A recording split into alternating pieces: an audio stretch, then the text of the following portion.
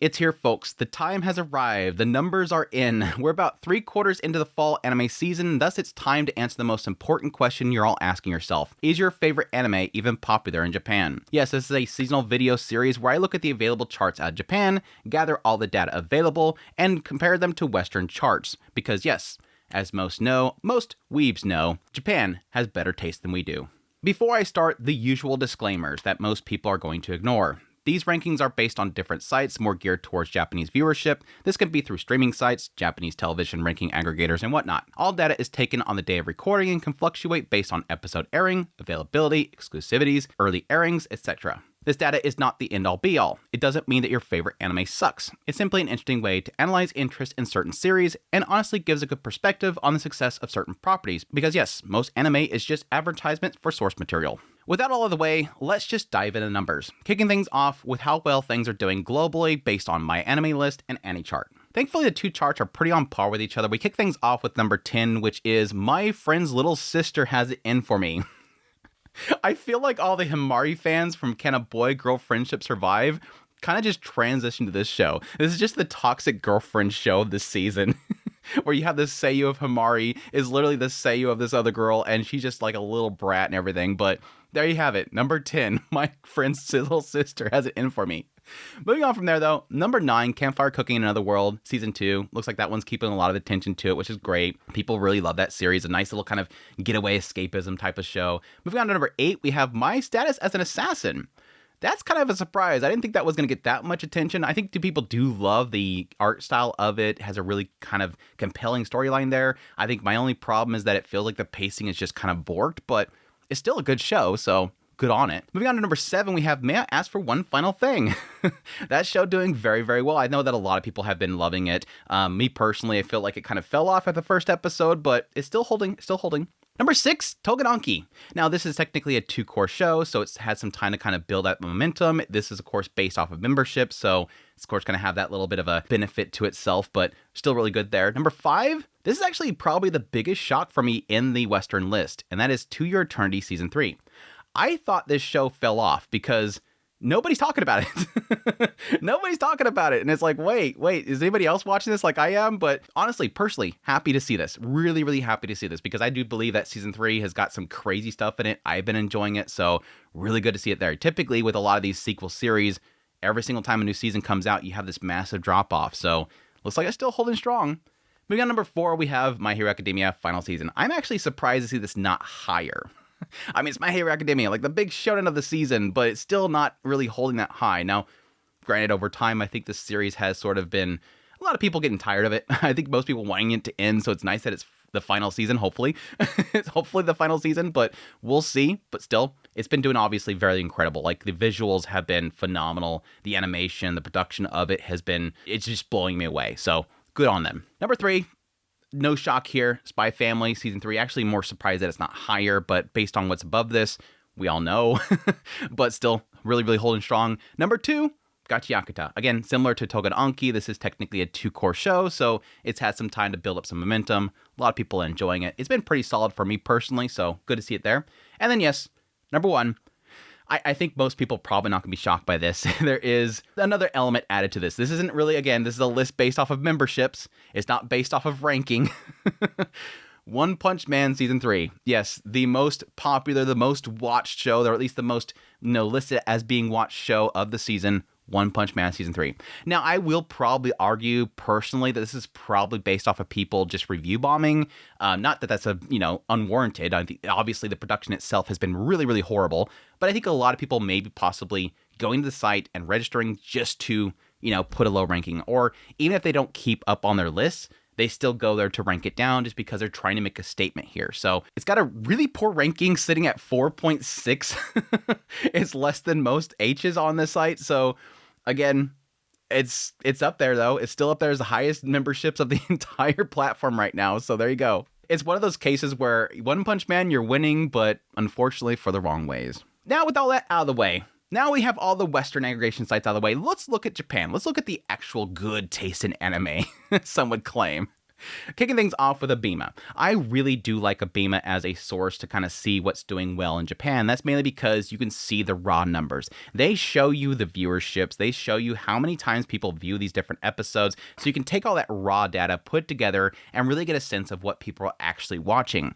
Not really looking at charts that say, you know, this is number one, and you have to go, trust me, bro. It's based on actual data. Kicking things off with number 10, we have Dad is a Hero, Mom is a Spirit, I'm a Reincarnate. First time seeing that show, not a big shock there. You're going to see this a lot. Japan loves our isekais. As much as the West complains about isekais, Japan loves them. It's escapism, basically. It's get away from our world, go to another world, have a fantastical adventure. People love it, so not too much of a shock there. It's a fun show, though. I've really found it to be pretty wholesome, you know, compared to most of these shows, so I've been enjoying it. Number 9, may I ask one final thing? Really awesome to see that there. Number 8, Campfire Cooking Another World Season 2. Japan's loving it, too. Number 7, Hero Without a Class. That's a shocker. And again, not a shocker, but for me personally, it's like, okay, glad you're enjoying that one. That one was not really working for me, but again, it kind of fits the bill there. Number 6, My Gift Level 9999 Unlimited Gacha. Again, not too much of a shock there. They love the, you know, kicked out of the hero party type of shows, so it's doing very well. Number 5, Spy Family Season 3, doing very, very well. Number 4, A Wild Last Boss Appears. This is my first thank you, Japan. This is my first thank you, Japan. Good to see it up there. I've been really enjoying that show. Again, it's an isekai, so it's going to get a lot of attention, but I think it's been easily one of the best shows of the season, so I'm happy at least Japan is acknowledging it, so good on them. Number 3, A Gatherer's Adventure in Isekai. Good on you, bro. That's one that I'm like, okay, wasn't working for me. I knew from the first episode, yep, this is not my bag. You enjoy it. Again, escapism. They like these type of stories. It's going to work for them.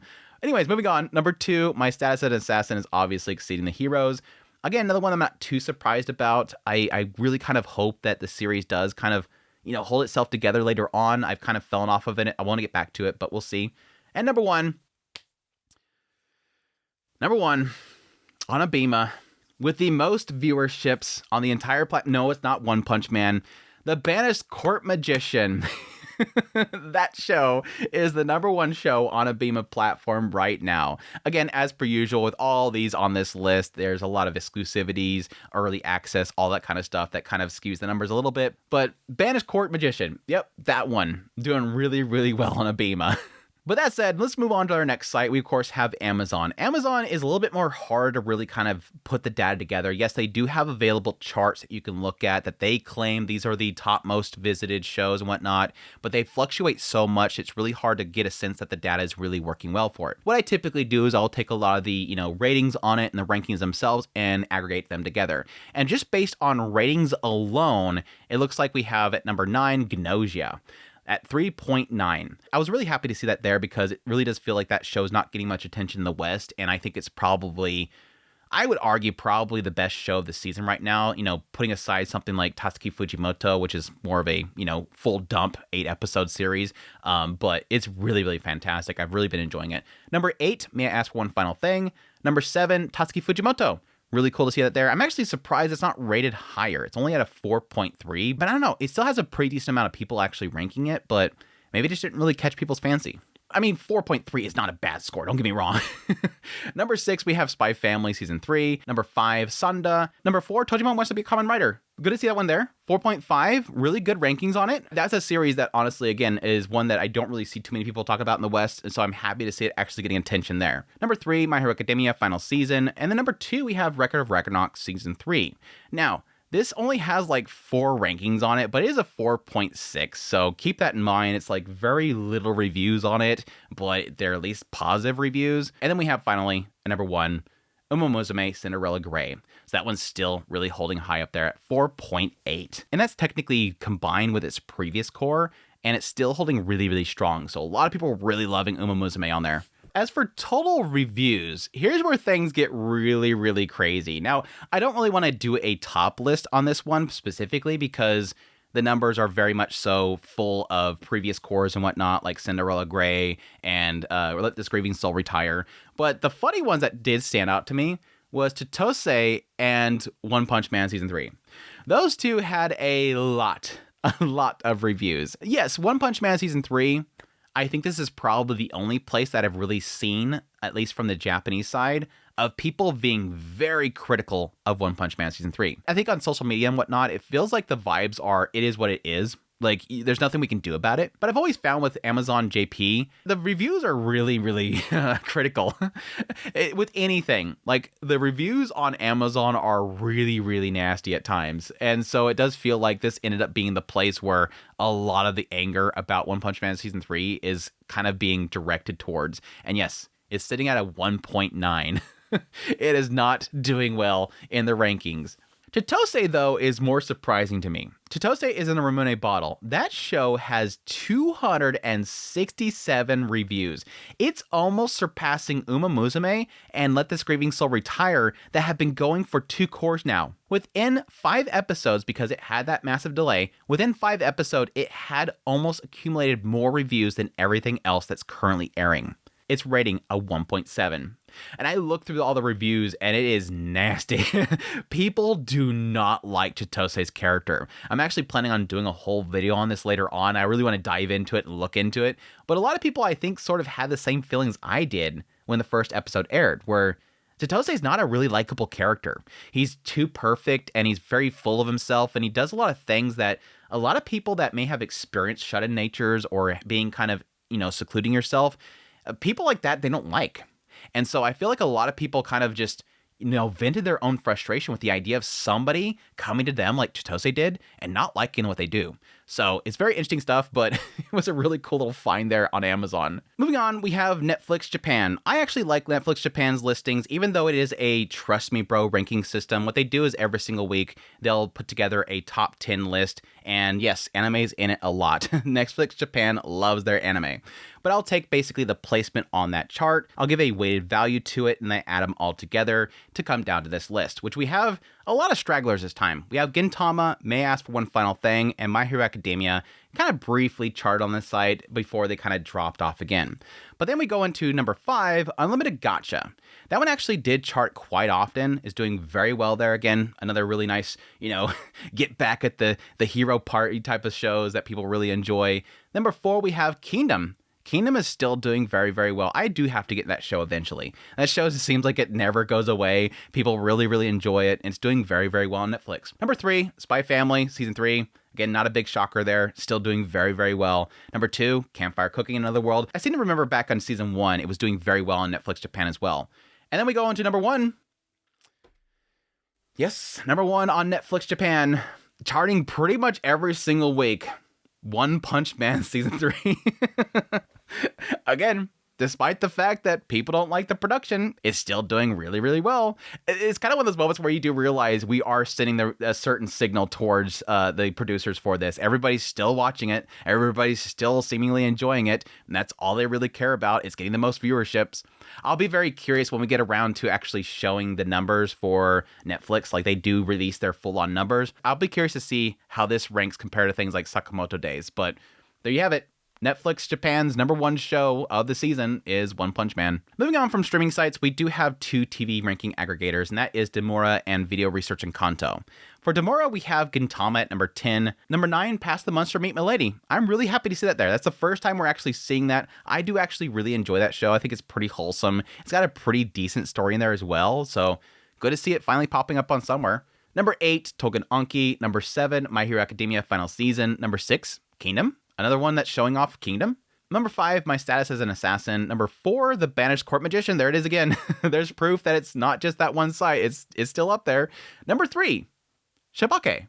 That's the first time we're seeing that one as well. That was actually surprised that pop up there as well. So that seems like that's one that's really kind of more picking up on TV rankings, so not necessarily a streaming services. And that could be that they're not really available there. I'm not really going to look at that one specifically, but there you go. Number 2, again, One Punch Man Season 3.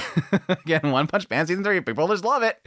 Everyone wants to hate on it, but it's still doing the best. And then number 1, we have Spy Family Season 3. So at least Spy Family's beating One Punch Man there. At least Spy Family's beating it. For Video Research and Kanto, this is typically going to be full of, long-running series like Sazae-san, Chibi Maruko-chan, Detective Conan, Doraemon, all those types of shows. Those really, beloved family series that have been going on for a long time. But there was 3 things in here that was actually interesting. Tied at number 10 was Spy Family and Wandance.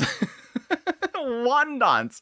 Out of nowhere, that one just pops up in a list. Wandance out of nowhere is there. I was actually very shocked by that, but it seems to be doing very, very well, so there you go. Outside of that, though, they had at number 7, One Piece, and at number 5, My Hero Academia, so those long-time running shonen still doing very, very well as well. And that's it.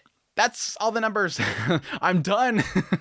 There's a lot of numbers to go through, so I hope you guys enjoy these types of videos. It's always interesting to kind of dig into all this data, add all these numbers together, just throwing them in a chart and really kind of splice together all the information to figure it out. It's a lot of work. I hope you guys do enjoy it and find it interesting. Again, it's not to say that your favorite anime sucks. It's not the claim these are the be-all, end-alls. It's just, again, just to have some fun and look at this data and see what's really kind of working over there. But anyways, hope you guys enjoy it. If you did, hit the like button down below. If you like this content and you want to support it, become a member. Until next time, y'all take care.